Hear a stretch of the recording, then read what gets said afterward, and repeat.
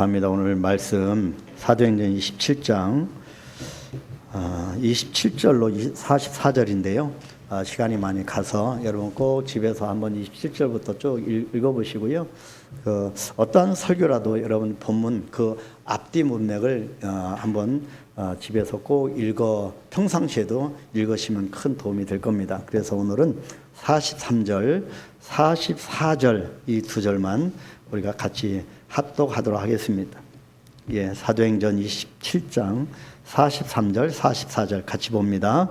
백부장이 바울을 구원하려 하여 그들의 뜻을 막고 헤엄칠 줄 아는 사람들을 명하여 물에 뛰어내려 먼저 육지에 나가게 하고 그 남은 사람들은 널조가 혹은 배의 물건에 의지하여 나가게 하니 마침내 사람들이 다 상륙하여 구조되니라. 아멘.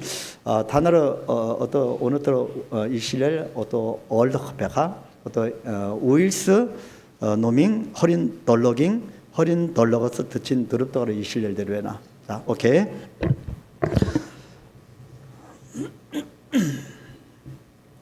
시간이 많이 갔지만 여러분 지금 말씀에 집중해 주시고요. 우리가 사도행전을 쭉 이렇게 보고 있는데 마침 오늘 본문 말씀이 교회 설립 9주년을 맞는 저와 여러분과 교회에 적용될 수 있는 그런 부분이 많음을 깨닫습니다. 지난 월삭기도회 또 수요 또 금요기도회 때 공통적으로 하나님이 주신 것은 평안하여 든든히 서가고 수가 많아졌느니라 그런 부흥의 역사인데 하나님께서 이 바울의 회심을 통하여서 수가 많아지고 평안해지고 그런 역사를 통하여서 그 회심의 주체자가 하나님이심을 우리가 월삭새벽기도에 보았고 또 금요기도회 때는 샬롬이 무엇이냐 평안이 무엇이냐 그 부분에 대해서 우리가 살펴보고요. 새로운 이 샬롬의 하나님을 새로운 각도에서 우리가 만나 보게 됐습니다. 근데 오늘은요. 하나님의 침묵입니다. 그리고 일하심입니다. 그리고 구원입니다. 바로 이 부분을 제목으로 삼고요. 그래서 오늘 우리가 말씀을 한번 보려고 합니다. 그래서 조금 시간이 길어도 우리가 집중해서 하나님의 뜻을 우리가 발견하는 시간 되기를 소망합니다.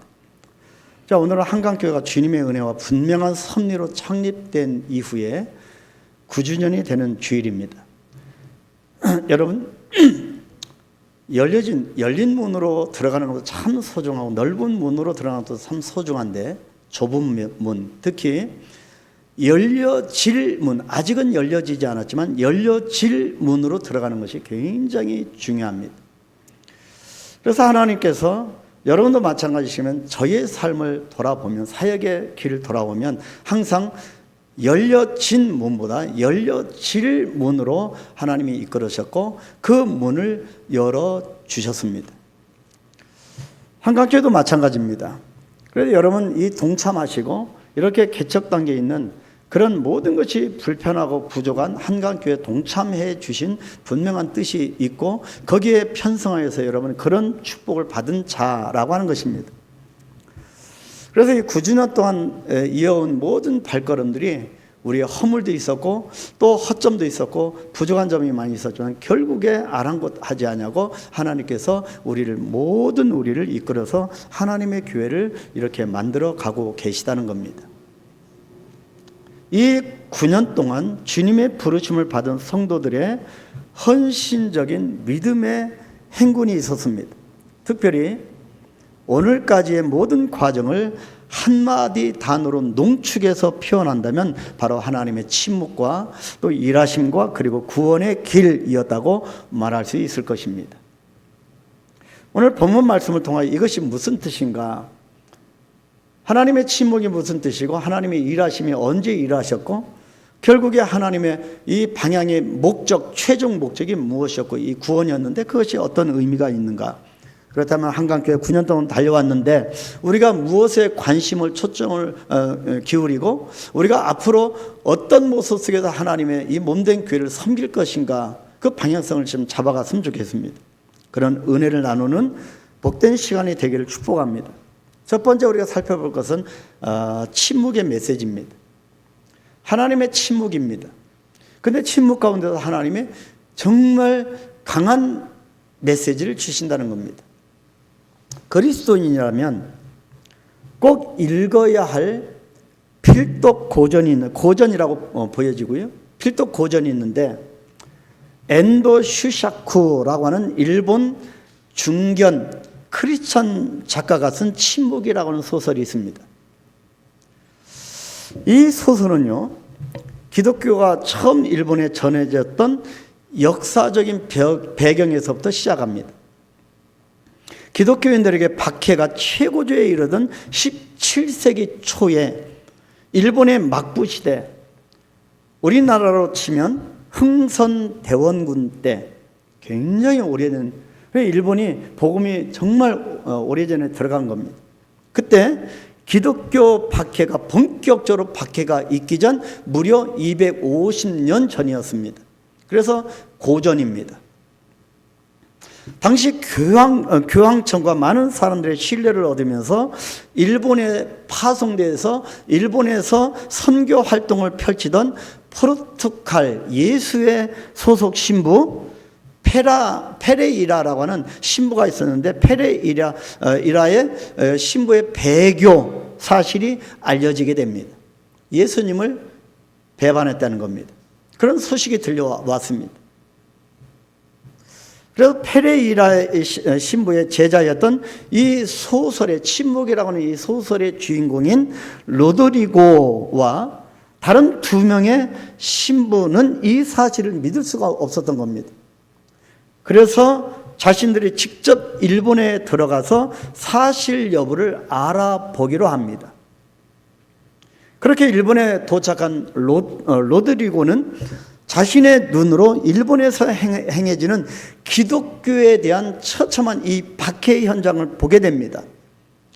처참하게 죽어가는 일본 그리스도인들의 모습과, 그러나 아무 응답이 없으신 하나님, 침묵하시는 하나님, 그러한 가운데 주인공 로드리고 신부는 일본 정부에 붙잡히게 됩니다. 그리고 그 앞에 아무 힘이 없는 여인들과, 이 신부 앞에 아무런 힘이 없는 여인들과 아이들을 발가벗겨 세워놓고, 만약 당신이 예수님을 안 믿는다고 배교를 선언하면 그들을 살려주겠다고 하면서 예수님의 초상이 그려진 이 구리판을 그 발 앞에 놓고 밟으라고 하는 명령이 떨어집니다.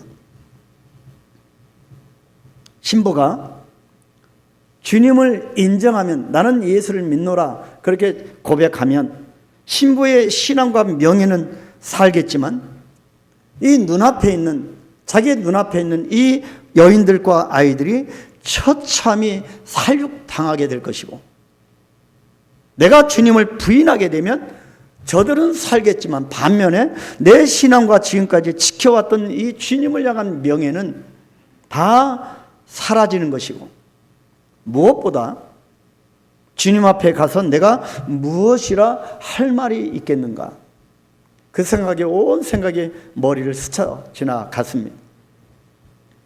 여러분이 이런 상황에 있으면 여러분은 어떻게 행동하시겠습니까?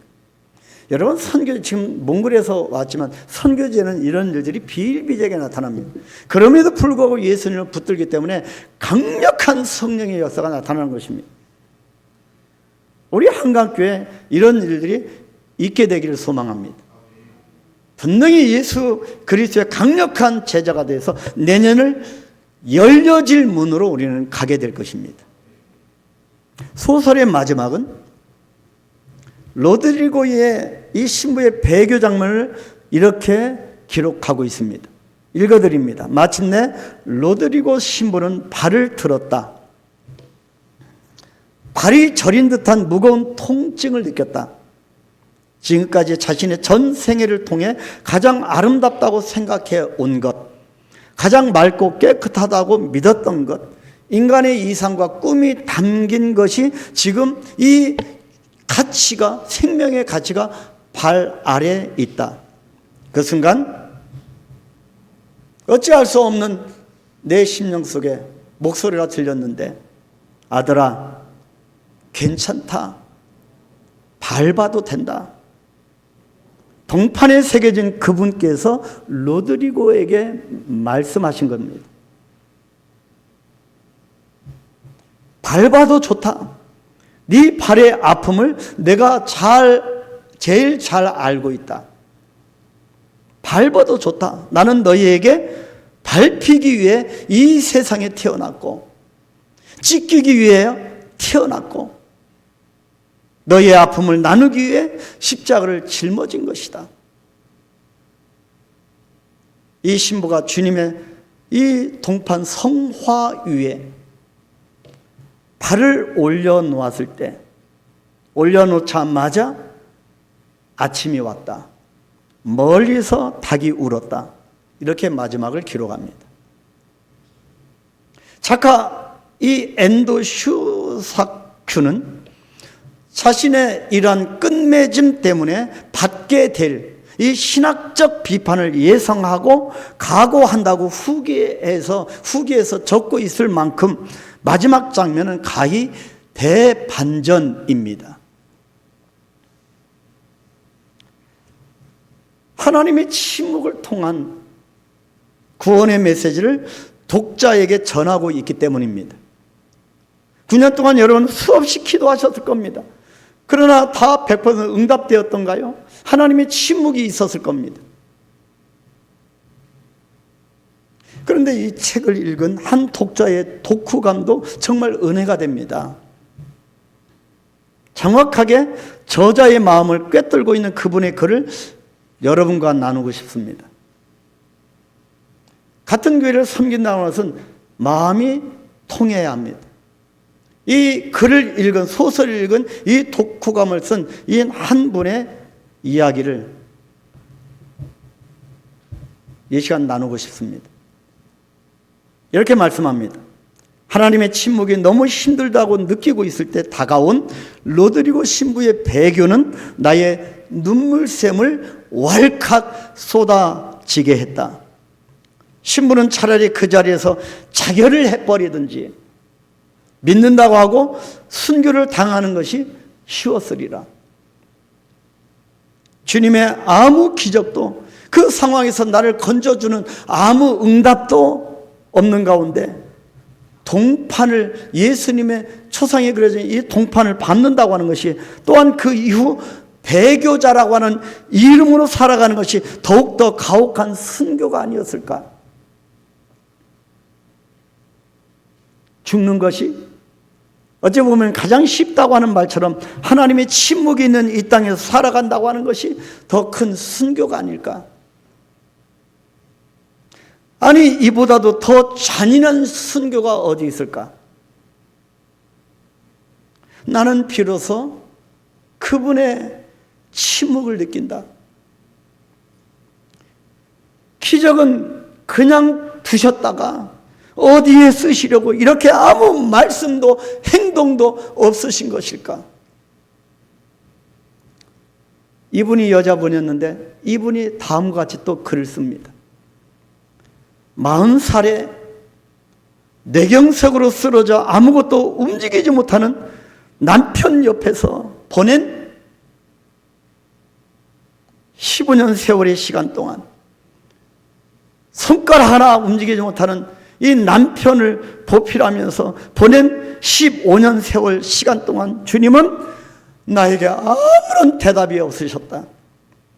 이제는 네가 할 만큼 했으니 남편을 요양원에 보내고 친정으로 오라고 하는 부모님의, 친정 부모님의 얘기를 들으면서 내가 뭐 대단한 열렬하고 이러고 있는가 싶은데 정작 그 원망은 주님께 쏟아 놓았다.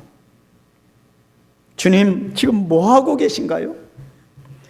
이러니까 사람들이 주님 믿기가 너무 어려운 것 아니겠어요?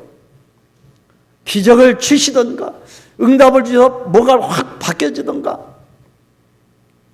속 시원히 뭐 말씀이라도 하시든지 아니면 나를 살려주시든지 남편을 회복시켜 주시든지 그것도 안 되면 데리고 가시든지 도대체 왜 이러시는 거예요?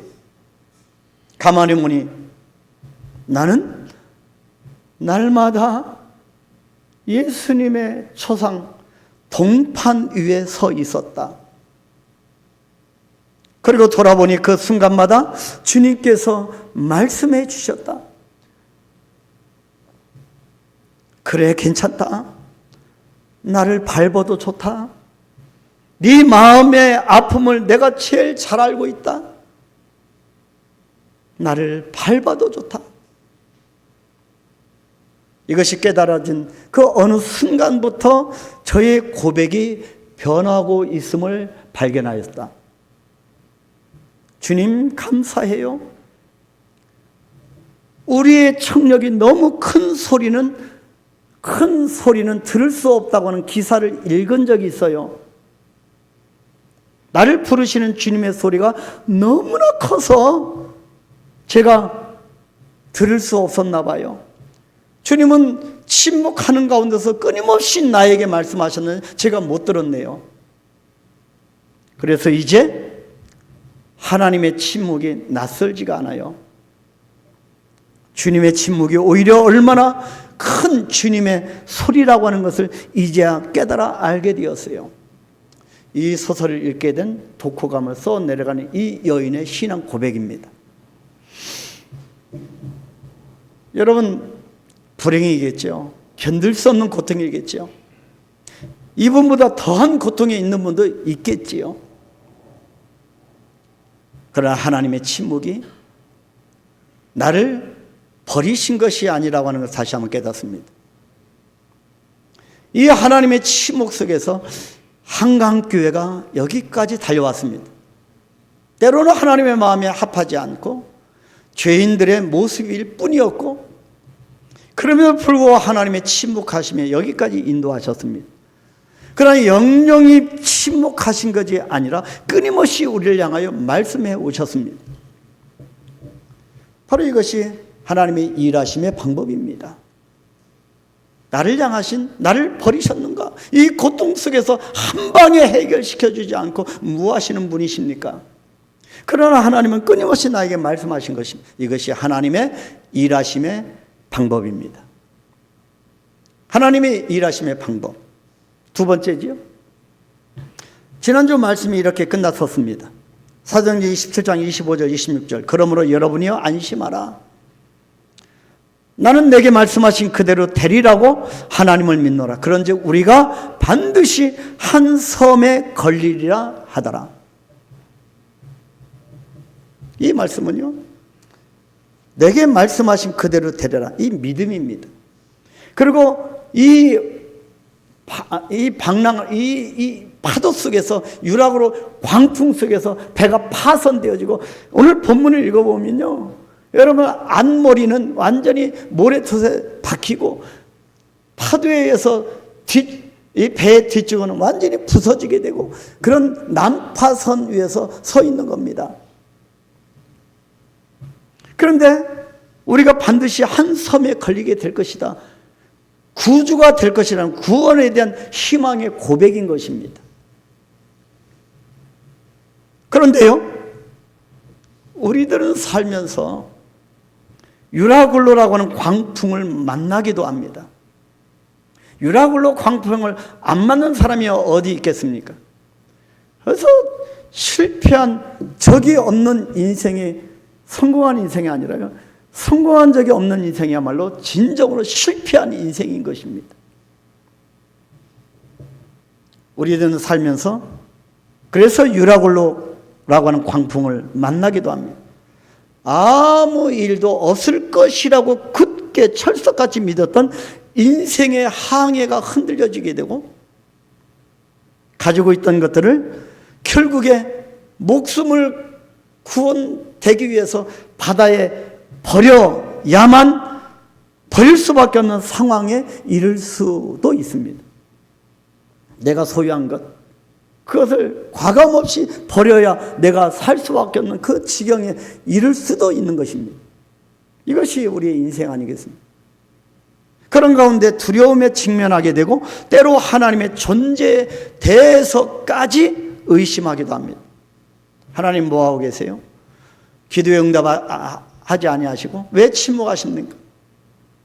그런데 대부분 하나님은 이럴 때 극적으로 유라굴로를 멈추게 하거나 사라지게 하지 않으신다고 하는 겁니다.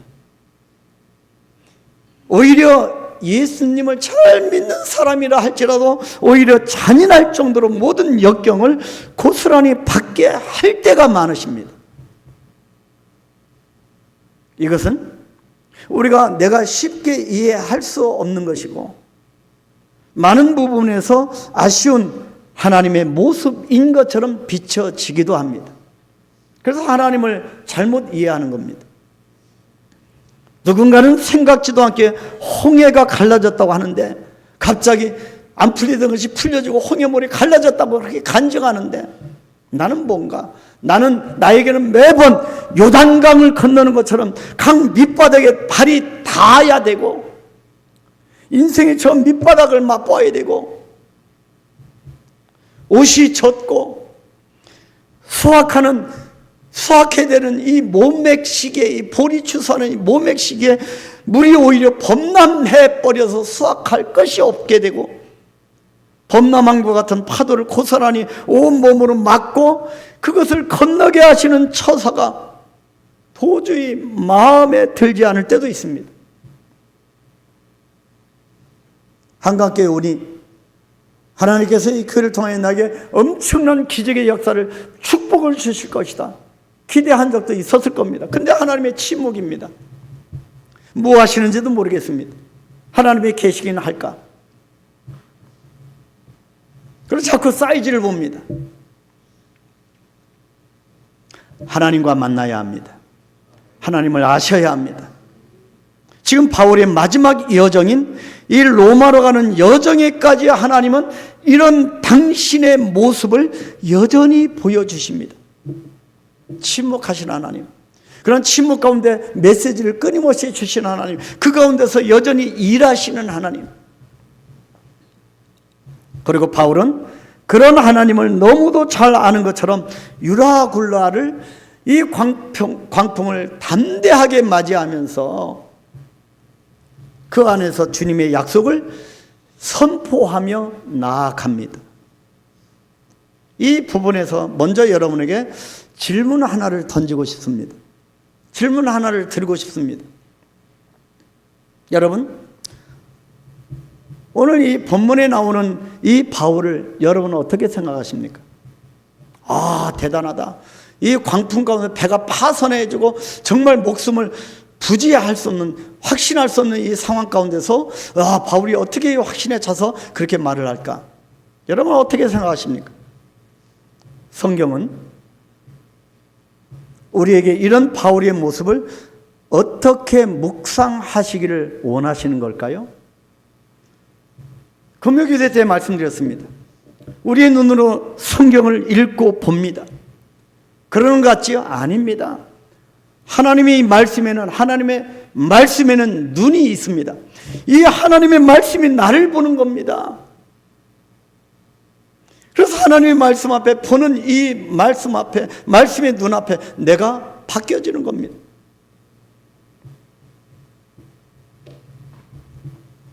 하나님이 이 성경 말씀을 읽을 때 어떻게 묵상하기를, 성경을 보기를 원하실까요? 그래, 바울처럼 담대해야 한다. 믿음을 가져야 한다. 바울처럼 강한 믿음을 가지고 앞으로 나아가야 한다. 어떤 어려움이 와도 두려워하면 안 된다. 두려움은 치는 거다. 쿨하고 강하게, 아니면 들키지 말라 일까요? 항상 강하게 살아야 된다. 그런 것을 요구하실까요? 그래서 우리가 얼마나 강한 사람이겠습니까? 그렇게 보는 거죠. 그렇게 성경을 접근하면 성경을 잘못 보는 겁니다. 저는요, 마태복음을 처음으로 제대로 묵상하게 되었던 어느 날, 끊임없이 우리가 성경을 읽는다면 시작부터 읽어야지. 마태복음 쪽에 있습니다. 족보가 나옵니다. 몇 절 못 가서 졸립니다. 이해도 안 됩니다. 포기합니다. 구약을 볼까? 그러다 또 안 믿겨지는 그런 창조 기사가 나옵니다. 근데 제대로 이 마태복음을 처음으로 묵상하게 되었던 어느 날 첫 장인 1장의 내용으로 인해서 충격을 받았던 기억이 아직도 생생합니다. 마태복음 1장은요, 여러분이 아시는 것처럼 족보장입니다.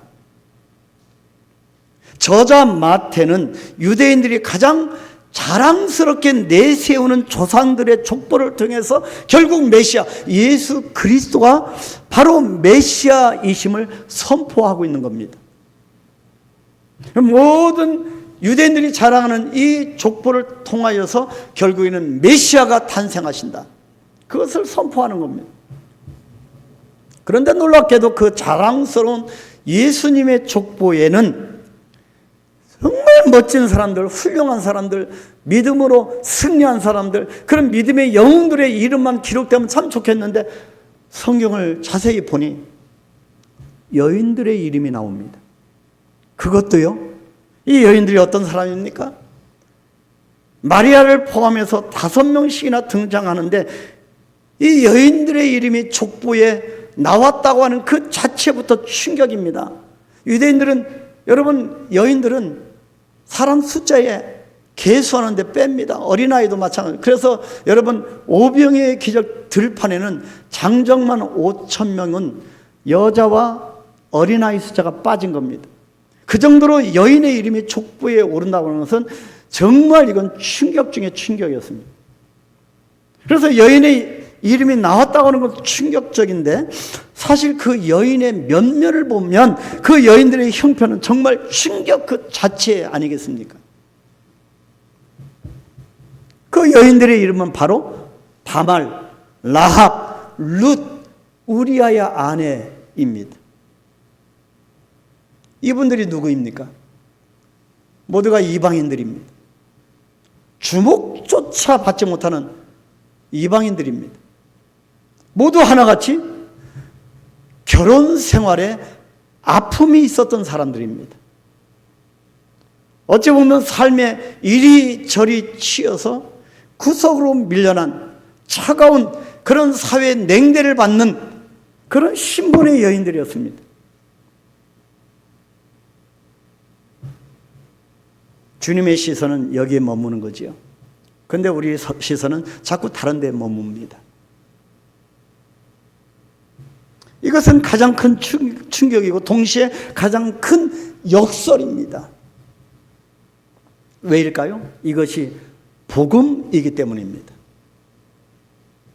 저주의 십자가가 구원의 상징인 것과도 마찬가지 원리입니다. 다시 말해서 성경에 나오는 모든 하나님의 사람들은 늘 기적의 사람들로만, 하나님의 능력의 사람으로만, 어떠한 유라굴로 광풍 가운데서도 두려움이 없는 절대적인 믿음의 사람으로만 기록된 것이 아니라고 하는 사실입니다. 그래서 우리는 위로를 받습니다. 나같이 형편없고 나같이 이 땅 가운데 실패를 맛보고 실패를 맛보지 않은 누구와 같처럼 나도 그렇게 되고 싶은데 쥐늑이 드는 겁니다. 근데요, 실패를 맛보지 않은 인생은 진짜 실패한 인생입니다. 성경은 오히려 하나님의 사람이라고 불리는 자들의 연약함, 좌절, 정말 처절한 좌절, 그리고 두려움을 기록하고 있습니다. 더 나아가서 그들이 숨기고 싶은 수치와 부끄러움, 그리고 인생의 유라굴로 광풍하면서 아무것도 할 수 없는 이 무력함, 나는 무력한 존재, 그리고 자신의 한계에 대해 드러내고 있음을 성경은 강조하고 있다고 하는 사실을 알아야 합니다. 여러분, 너무 강한 척 하지 마십시오. 그렇다면 우리는 바울이 주님으로부터 들었던 두려워하지 말라고 하는 말씀이 어떤 말씀입니까? 인간 바울을 이해하는 단면이 되어서는 안 된다고 하는 것에 우리는 초점을 맞춰야 합니다.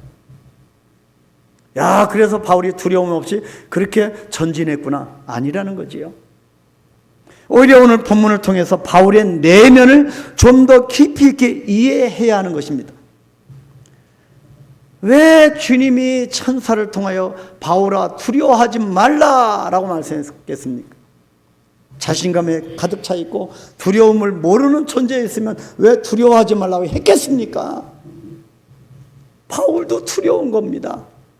두려움이 없었다면 두려워하지 말라고 하는 음성을 들었을 리가 만무합니다. 바울도 두려운 겁니다. 십자가를 향하여 간다고 해서 두려움이 없습니까? 예수님도 이 잔을 내게서 지나가게 하옵소서 두려운 겁니다. 이것이 인성을 가진, 인간의 육을 가진 우리 인간의 형편없는 모습입니다. 그 모습을 숨기려고 그렇게 장식하려고 하지 마십시오. 있는 모습 그대로 주님 앞에 나아가기를 주님은 원하십니다. 실패했으면 실패한 대로, 정말 내가 정말 갈 길이 찢겨진 상처는 상처대로. 이것이 성경을 보는 눈이라고 할 수 있고 하나님의 일하심이라고 할 수 있습니다. 그래서 마지막 세 번째, 하나님의 침묵과 하나님의 일하심을 통하여서 배우게 되는 교훈이 있습니다. 9년 동안 여러분 많이 헌신하셨습니다. 힘이 넘치도록 섬겨오셨습니다. 근데 그것이 주님의 은혜로 빚어진 것이 아니라면, 나의 의로 되어진 것이라면 그것도 멈춰야 할 것입니다. 여기서 우리가 배워야 되는 교훈. 그래서 저는 내년부터 하나님께만 집중하려고 합니다. 우리는 오늘 바울을 통해서, 그리고 성경에 나오는 하나님의 사람들을 통해서, 또 지금 불어닥치는 유라굴로 광풍을 통해서 배우게 되는 교훈이 있음을 전하고 싶습니다. 첫째가 인생의 가장 큰 기적을 알기입니다. 여러분, 나의 인생 가운데 가장 큰 기적이 뭘까요? 하나님이 나의 병을, 불치의 병을 확 고쳐주는 것일까요? 하나님 나의 경제력을 확 회복시켜 주신 걸까요? 인생의 가장 큰 기적은 내가 지금 유라굴로 광풍 한가운데 서 있다는 그 자체입니다. 왜 이런 불행을 만났는데, 이 고통을 만났는데 이것이 가장 큰 기적이겠습니까? 유라굴로를 어떻게 통과했냐? 어떻게 멋있게 이것을 이기고 승리했냐? 이것이 아니라 지금 그 자리에 서 있다고 하는 것, 그것 하나만이라도 대단하다는 것입니다. 하나님이 보내신 광풍이기 때문입니다. 하나님의 관심 밖에 있는 사람들에게는 유라굴로 광풍을 전혀 보내시지 않습니다. 실패하게 만드시고, 아픔에 오게 하시고, 견딜 수 없는 고통 가운데 울게 만드시고, 유라굴로 한가운데 세워서 하나님을 찾게 하는 것, 이것이 가장 큰 기적입니다. 탈무드에 나오는 이야기 가운데 한 왕이 있었습니다. 4명의 왕자들이 있었는데, 이 왕자들에게 이 왕궁에서 나가서 세상을 보라는 겁니다. 그래서 세상에서 가장 놀라운 일이 무엇인지를 보고 나에게 얘기하라고 그렇게 말을 했습니다. 가장 놀라운 기적이 무엇인가? 한번 보고 말하라, 그렇게 보냈습니다. 첫 번째 왕자는 보고 와서 여인들이 아이를 낳은 일이 기적이라고 보고했습니다. 둘째 왕자는 뱃사람들이 바다를 두려워하지 아니하듯이 세상의 어려운 일들을 멋지게 극복하는 사람들의 모습이 가장 큰 기적이라고 했고, 세 번째 왕자는 마을과 도시가 세워지고 문명이 세워지는 것이라고 얘기를 했습니다. 우리도 멋들어진 간증 가운데 하나님 앞에 이것이 가장 큰 기적이었음을 간증하고 싶을 것입니다. 내가 하나님의 은혜로 다른 사람에게 없는 이런 축복을 누린다가 될 수도 있을 겁니다. 그런데 네 번째 왕자는 이렇게 말을 했습니다. 매일매일 사람들이 병들기도 하고, 제가 이 부분은 장례식 때 좀 묵상한 부분입니다. 이 네 번째 왕제의 이 말을, 왕에게 보고하는 이 말을 제가 좀 설교를 준비하면서 묵상을 했습니다. 매일 사람들이 병들기도 하고 갑자기 죽어가는데도 우리는 그 가운데서 여전히 살아가고 있다고 하는 것. 견딜 수 없는 슬픔 가운데 있어도 때로는 웃고 때로는 사람들과 기뻐하고 슬퍼하고 아파하고, 그것만인 것이 또 때로는 즐거워하고. 장례식에 쭉 가보면, 제가 장례식 가면 참 인생을 배운다고 말씀드렸잖아요. 사람들이 와서 다 울기만 합니까? 식사하면서 오래간만에 만난 사람 같이 웃으면서 대화도 나누고 안부를 묻고, 심지어 이런 광풍 앞에서도 앞날을 계획까지 하니, 이렇게 하루하루를 살아간다고 하는 것보다 더 놀라운 일이 어디 있겠습니까? 수험생들은 이 수능에 대한 압박감, 학생으로서 해내야 될 책무에 대한 압박감, 직장인들은 이 직장 생활에서는 이 치열하게 다투는, 여러분 새벽 6시에 출발했는데요, 여러분 이 장례차가, 운구차가 갈 수 없어서 그렇게 빽빽이 교통지옥입니다. 여러분 새벽 6시부터 또 밤중까지도 그렇습니다. 그죠? 우리 이 나라, 이 땅은, 이 대한민국이라고 하는 나라는 이렇게 열심히 살아가는 나라입니다.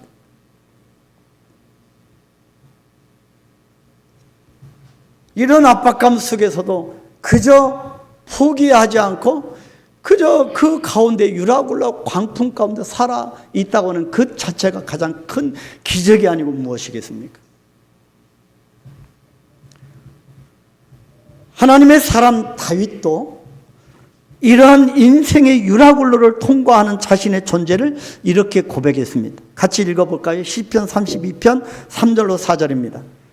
내가 입을 열지 아니할 때에 종일 신음함으로 내 뼈가 쇠하였도다. 주의 손이 주야로 나를 누르시오니 내 진액에 빠져서 여름 가뭄에 마름같이 되었나이다. 종일 신음하면 그 정도로 고통스러우면 어떻게 되겠습니까? 그래서 내 뼈가 쇠하여진다고 합니다. 내 진액이 빠져서 가뭄같이 쩍쩍 갈라지는 겁니다. 우리의 모습입니다. 그래도 이 가운데 서 있는 것이 우리 인생의 가장 큰 기적 중에 하나라는 겁니다. 손을 놓지 마시기 바랍니다. 오직 주님을 향한 복음을 붙들고 진리를 붙드는 이 손을 놓지 않게 되기를 축복합니다. 심지어 하나님의 사람인 엘리야는 아합 왕이 자기를 죽이려고 찾던 그때의 심정을 이렇게 고백합니다. 또 같이 읽을까요? 열왕기상 19장 4절. 자기 자신은 광야로 들어가 하룻길쯤 가서 한 로뎀 나무 아래에 앉아서 자기가 죽기를 원하여 이르되 여호와여 넉넉하오니 지금 내 생명을 거두시옵소서. 나는 내 조상들보다 낫지 못하다.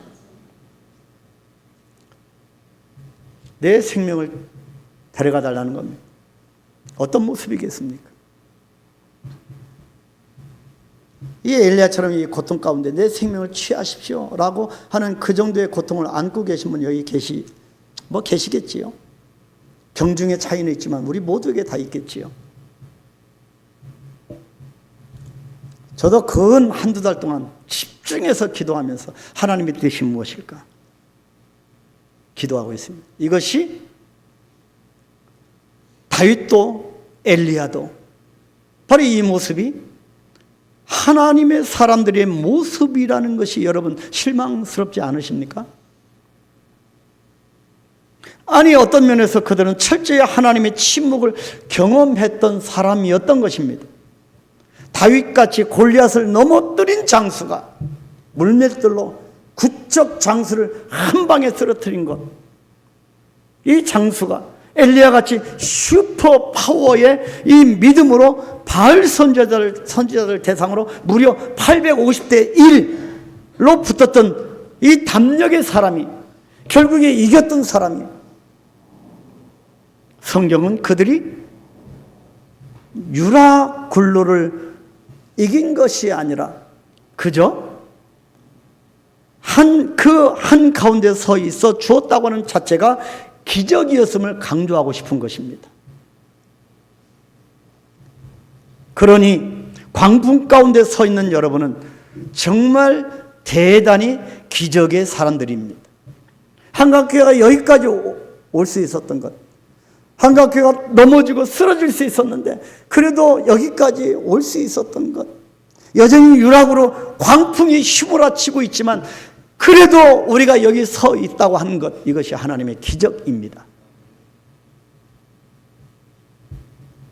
본문 27절 28절 이렇게 말씀합니다.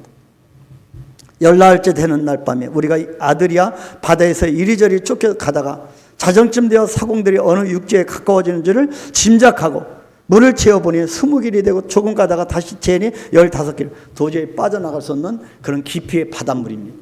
이리저리 휩쓸려 갑니다. 방황합니다. 앞길을 어느 방향으로 갈지도 모릅니다. 바로 이 말씀, 내가 할 수 있는 일이 이런 것밖에 없을 때가 많다고 하는 것을 강조하는 말씀입니다. 우리가 할 수 있는 일이 뭐가 있을까요? 그래서 내 인생의 가장 큰 기적은 내가 지금 유라굴로 광풍 한가운데 있다고 하는 그 자체입니다. 하나님이 함께하는 장소이기 때문입니다. 하나님이 나에게 관심이 없다면 유라굴로 광풍을 보낼 필요가 없는 겁니다. 지금 유라굴로 광풍은 로마에 가야 하리라, 로마에 가서 복음을 전해야 되는 바울의 사명을 위하여 바울과 그 일행들에게 주시는 겁니다. 그래서 유라굴로 광풍 가운데 서 있다고 하는 이것이 기적 중의 기적입니다. 감사함으로 받으시길 축복합니다. 내 뜻대로 되어지지 않는 것, 불행이라고 여겼던 그것, 하나님께서 보내신 것을 감사함으로 받고 분명한 하나님 앞에 사명을 감당하는 여러분이 되기를 축복합니다. 배우게 되는 교훈이 인생의 가장 큰 기적을 알기고, 두 번째는 나 스스로에게 보상해 주기입니다. 생뚱맞죠? 나 스스로에게 보상해 주는 것 중요합니다. 유라굴로 가운데서도 나 스스로에게 보상을 해주라는 것입니다. 우리 한강교회 지금까지 섬겨온 여러분을 하나님께 보상하실 것입니다. 여러분 스스로도 보상하십시오. 지난 14일 동안 이 바다 가운데서 14일 동안 너무 힘들어서 먹지도 못했죠. 또 먹지도 못하니까 더 힘들지요.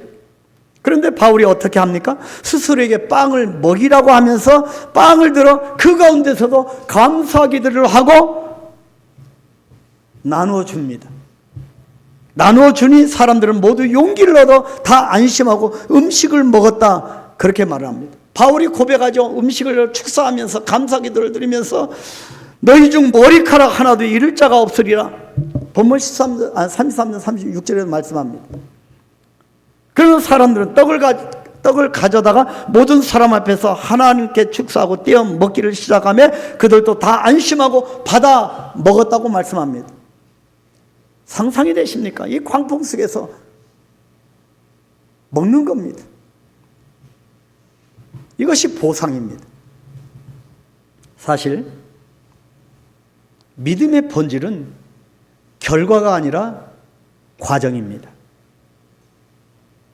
믿음의 사람들에게 연약한 모습을 있는 그대로 보여주는 이유는 성경이 이 믿음의 영웅들에게 있어서 정말 연약한 모습을 그대로 기록하고 있는 그 이유는 과정이 없는 결과가 없음을 보여주기 위함입니다. 죽고 싶은 내 생명을 취해달라고 그런 밑바닥까지 내려가는 그 맛본 엘리야가 나중에 어떻게 됩니까? 그것을 보여주기 위함입니다. 과정을 말씀하는 겁니다. 과정이 중요하다는 거죠. 한강교회가 9년 동안 이어준 지금 현재 모습 결과도 중요하지만 어떤 과정으로 달려왔는가, 앞으로 어떤 과정을 나아가겠는가 더 중요하다는 말씀입니다.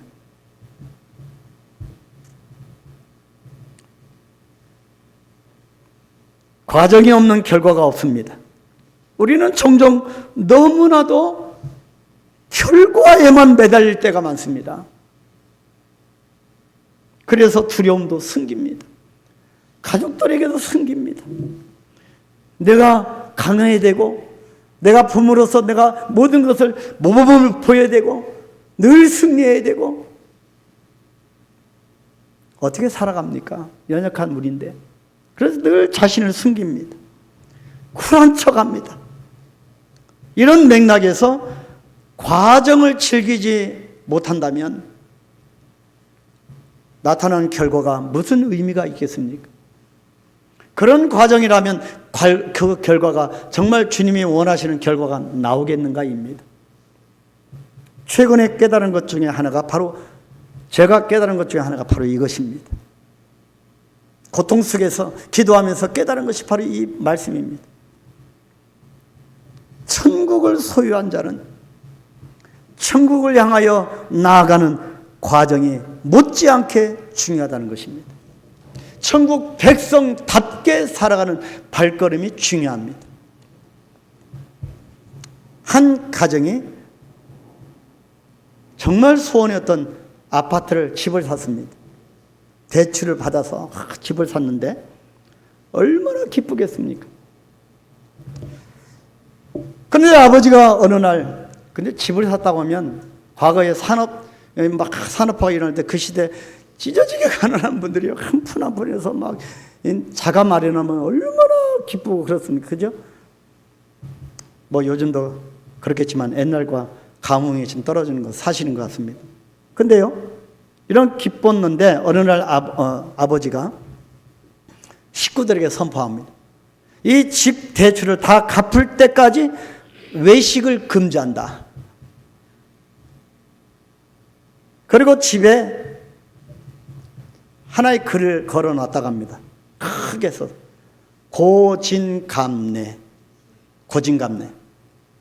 쓴 것이 다하면 단 것이 온다.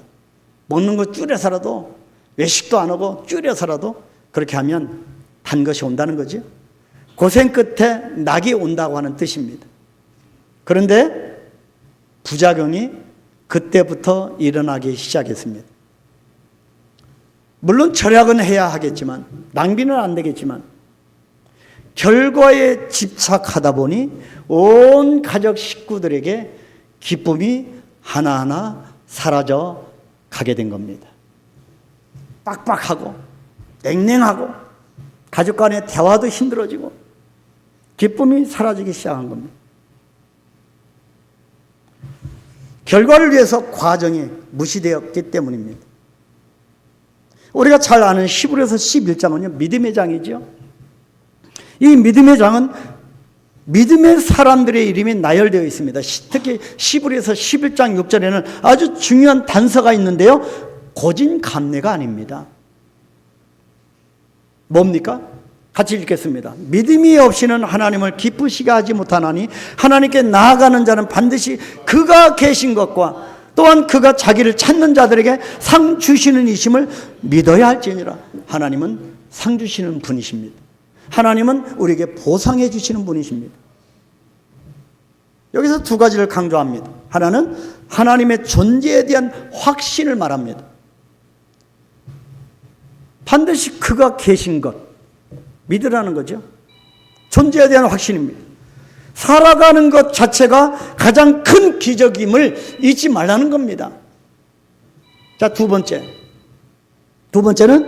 우리가 믿는 하나님은 바로 뭐냐? 상 주시는 하나님, 보상하시는 하나님이라는 말씀입니다. 사람에게 보상을 기대하지 마십시오. 하나님이 보고 아십니다. 그런데 문제가 무엇이냐면 하나님의 보상이 너무 지연되는 것 같고, 나를 모르시는 것 같고, 나에게 응답이 없는 것 같고, 갚아주지 않는 것 같고, 내가 한 헌신에 비하면 너무너무 적은 것 같고, 그래서 실망스럽고 자꾸 시험 들고 남에게 가시처럼 찌르고, 때로는 하나님의 보상이 더디 오는 것 같다는 것입니다. 이것이 문제입니다. 그래서 우리가 할 일이 무엇일까요? 자기를 찾는 자들에게 상 주시는 분이심을 알고 이제는 하나님처럼 나 스스로에게 보상해 줘야 한다는 사실을 아는 것이 절대적으로 필요하다는 본문, 이 히브리서 말씀입니다. 하나님이 나를 사랑하십니다. 내가 나를 사랑 안 하면 누가 사랑하겠습니까? 겸손과 나를 사랑하는 것은 다른 개념입니다. 다시 말씀드리면 우리는 그리스도인의 정체성을 가져야 되는데, 여러분 너무 죄의식 속에 살지 마시기를 제가 금요일 날도 말씀드렸습니다. 우리는 이미 하나님의 죄 문제를 주님이 해결하시고 하나님의 의의 병기가 되었습니다. 그러면 이 의롭다고 칭을 받은 사람으로 살아가는 겁니다. 그래서 내 스스로에게 보상해 주십시오. 9주년 여기까지 달려온 여러분, 제가 다 일일이 뭘로 여러분이 보상해 드릴까요? 제가 기도는 참 합니다. 근데 뭘로 보상할까? 다 같이 가서 어디 가서 맛있는 63 빌딩 가서 뭐 하여튼 100 뭐 롯데 빌딩 거기 더 크죠. 거기 가서 부페로 막 대접하면 보상이 되시겠습니까? 하나님이 여러분을 보상하십니다. 믿으십시오. 그리고 여러분 스스로 내 자신을 보상하십시오. 내 자신을 칭찬하십시오. 내 자신을 스스로 위로하십시오. 신앙생활은 극기의 마음으로 하는 것이 아닙니다. 극기의 마음은 불교에서 하는 겁니다. 끝없이 도를 득도하기 위해서 면벽하고 고행을 하는 겁니다. 근데 우리 기독교는요, 고행이 아닙니다. 극기의 마음으로 하는 것이 아닙니다. 즐겁게 하는 거죠. 즐겁게 해야 열정이 생기지요. 그래야 행복한 삶을 살 수 있습니다. 이것이 하나님의 주신 풍성한 삶입니다. 이 풍성한 행복한 삶을 우리가 많은 부분에 잃어버린 이유가 뭐냐면, 주님의 일을 하는 데 있어서 아이러니컬하게도 그런 기쁨을 우리가 빼앗깁니다. 그 즐거운 과정에서 우리가 놓지 말아야 할 것이 바로 나 스스로에게 보상해 주기입니다. 먹을 것을 주고 옷도 사 입고 어떤 때는 맛있는 식사도 한번 하시고 가끔 여행도 가시고, 주일날은 가지 마시기 바랍니다. 그래야 즐겁게 십자가를 질 수가 있습니다. 이런 멋진 행복하고 즐거운 천국을 소유했지만 이 땅에도 천국을 만들어가는 그런 과정 속에서 그렇게 승리하는 저와 여러분이 되기를 소망합니다. 지금 배 안에 무슨 일이 일어났을까요? 유락으로 광풍이 휘몰아치는데 배 안에서 무슨 일이 일어났을까요? 여러분 27절부터 쭉 읽어보면요, 오늘 안 읽었지만 갑자기 선상 예배가 되는 겁니다. 그 난파되어지는 배 안에서 하나님을 향하여 예배가 되어지고요, 그리고 성만찬식이 되었습니다. 서로 나누고 떡을 떼고 음식을 먹습니다. 성찬식이 벌어지고 나 스스로에게 각자 먹을 것을 주면서 하나님을 찬양하기 시작한 겁니다. 그 실패의 자리에서, 파손된 자리에서, 광풍 앞에서 하나님을 예배하고 떡을 떼며 성찬식을 하며 하나님을 경배하고 찬양하는 겁니다. 이사야 61장 3절. 그래서 다음부터 경배와 찬양 시간 동안에 금요일날 안 오면 제가 어떻게든 조치를 취하겠습니다. 집에 가서 막 제가 침대에 들어 눕든지 경배와 찬양해서 하나님을 찬양, 이 파손되는 배 안에서 찬양하고 예배하고 경배하는데, 그죠? 다른 여지가 없습니다. 막 아주 독하게 할 겁니다. 이사야 61장 3절. 무릇 시온에서 슬퍼하는 자에게 화관을 주어 그 죄를 대신하며 기쁨의 기름으로 그 슬픔을 대신하며 찬송의 옷으로 그 근심을 대신하고 그들이 의의 나무 곧 여호와께서 심으신 그 영광을 나타낼 자라 일컬음을 받게 하려 하니. 여러분이 이 말씀을 암송하십시오. 아멘. 마지막 세 번째입니다. 받을 교훈은 하나님의 일하심을 신뢰하기입니다. 하나님의 일하심을 신뢰하기. 우리가 지금 여기서 배워야 하는 교훈은 유라굴로 가운데서도 하나님의 일하심을 신뢰하는 것입니다. 그래서 내년도는 믿음대로 되는 해입니다. 미리 말씀드리자면 믿음대로 되는 해. 믿음으로 선포하면 병마가 흑암의 설이 떠나가게 될 것이고 모든 막힌 것이 뚫어지게 될 것이고, 여러분 우리의 혀의 권세를 주셨습니다. 하늘과 땅의 권세를 주셔서 믿음대로 선포할 때 믿음대로 되는 해가 될 것입니다. 이것이 저에게 강력하게 주신 하나님의 응답입니다. 하나님의 일하심을 신뢰하는 것입니다. 본문 31절 37절 배에 있는 우리의 수는 전부 276명이었더라. 276명이 배 안에 있었다면 뭐가 그렇게 중요하겠습니까? 그런데요, 딱 여러분 보십시오. 배에 있는 누구의 수라고 합니까? 우리의 수입니다. 이제는 내 목숨 하나 건죽여서 급급했는데 우리의 수가 전부 276명이더라. 나 스스로에게 보상하니까, 먹고 마시고 즐겁게 주를 향하여 찬양하고 예배하니까 어떤 일이 생겼습니까? 이제는 그 배 안에 난파하고 있는 그 배 안에 사람들이 보이게 된 겁니다. 그전에는 사람이 안 보였습니다. 나를 통하여 상처를 받는지 시험 받는지, 저 뒤로 침을 당하여서 구석에 숨도 못 쉬는지 안 보였습니다. 나만 보였습니다. 나만 살기 위하여 아둥바둥했습니다. 그런데 여기 보니까 우리의 수, 사람이 보이기 시작한 겁니다. 그리고 생명들을 귀하게 여기시는 하나님이, 비로소 일하시는 하나님이 보이기 시작한 겁니다. 모든 것을 합력하여 선을 이루시는 하나님의 일하심을 그래서 신뢰하기 시작한 겁니다. 이것이 믿음이고 이것이 복음입니다. 하나님은 결국 우리를 구원해 주십니다. 이것이 유라굴로를 주신 하나님의 최종 목적입니다.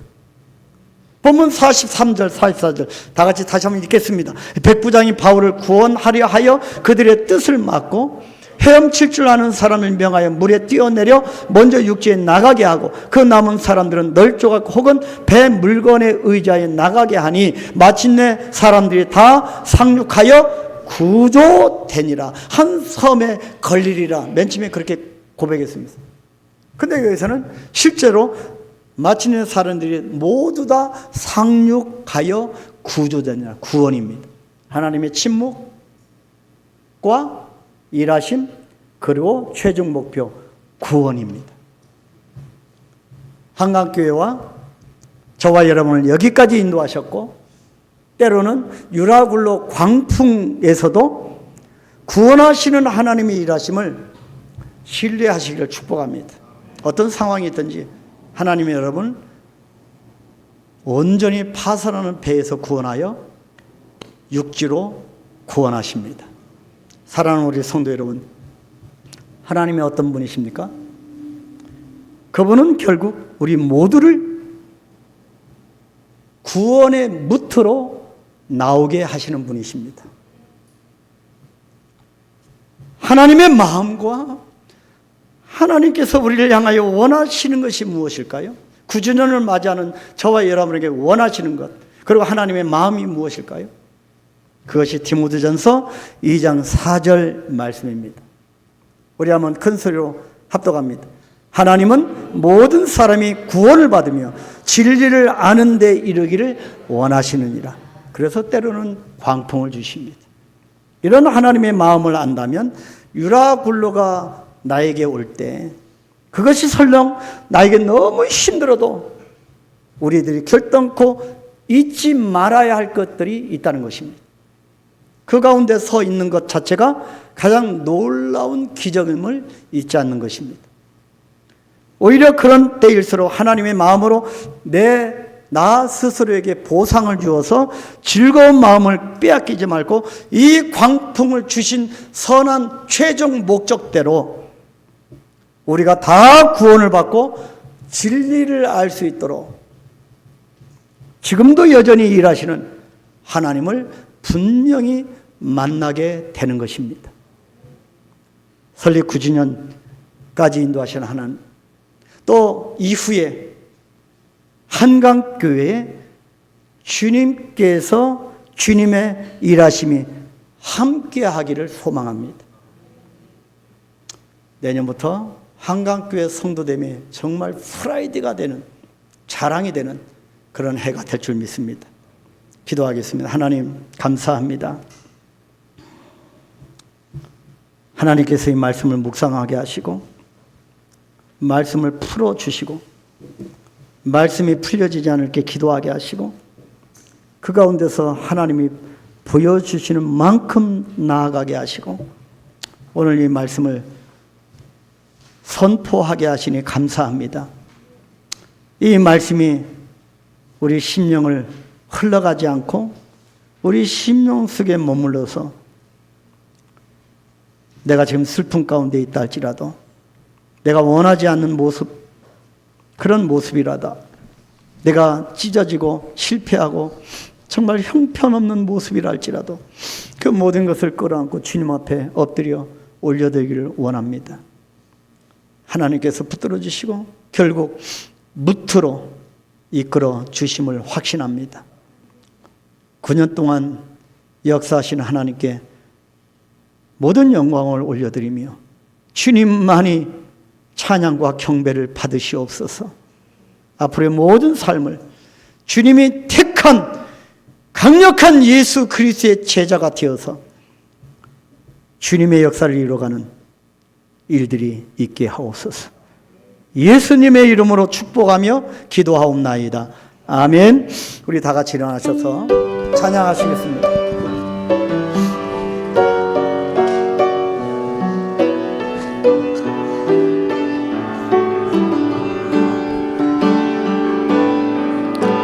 세상과 변하고 이 삶의 끝이 와도 주 없인 살 수 없네. 주만이 내 영광 변치 않는 진리 주 없인 살 수 없네. 내 주 없인 살 수 없네. 내 주 없인 살 수 없네. 내 인생의 든데 내 삶의 소망 내 주 없인 살 수 없네. 주 없이는 살 수 없습니다. 좋으신 아버지 진실하신 친구 주 없인 살 수 없네. 주 없인 살 수 없습니다. 내 소망 내 위로 내 영광 내 기쁨 주 없인 살 수 없네. 내 주 없인 살 수 없네. 내 주 없인 살 수 없네. 내 인생의 든데 내 삶의 소망 내 주 없인 살 수 없네. 내 주 없인 살 수 없네. 내 주 없인 살 수 없네. 내 인생의 든데 내 삶의 소망 내 주 없인 살 수 없네. 내 주 없인 살 수 없네. 여러분, 우리는 주 없이 살 수 없는 인생들입니다. 오늘 이렇게 보니까 어제도 밤새도록 이렇게 교회를 꾸미고 여러분 보실 때는 9주년 이거 딱 풍선도 하고 이렇게 장식한 종들이 있습니다. 주님의 백성들에게 은혜 베풀어 주시기를 여러분 기도해 주시고요. 정말 감사하고 여기에 스위치가 있어서 뭔가 그랬더니 옆에 또 이렇게 불빛이 있네요. 정말 감사하고요. 아름다운 그런 우리 한강교회 그리고 앞으로 모든 일들이 진행되기를 다시 한번 주의 이름으로 축복합니다. 우리 한번 다 같이 축도합니다. 이제는 우리 주 예수 그리스도의 은혜와 하나님의 그 크신 사랑하심과 성령님의 능력의 역사가 하나님의 침묵과 일하심 그리고 구원의 역사를 펼쳐나가는 한강교회 성도들 머리머리와 9년 동안 주님의 은혜로 여기까지 달려온 주의 종들 머리머리 위에 지금으로부터 영원토록 함께 있을지어다.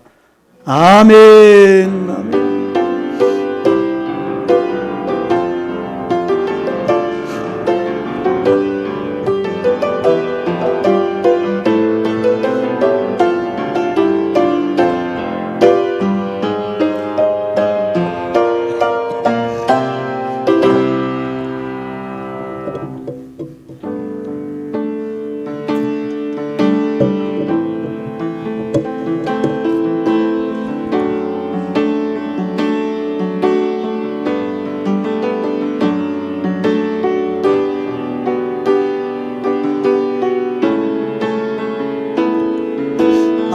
곧바로 뭐 케이크 커팅 하나요?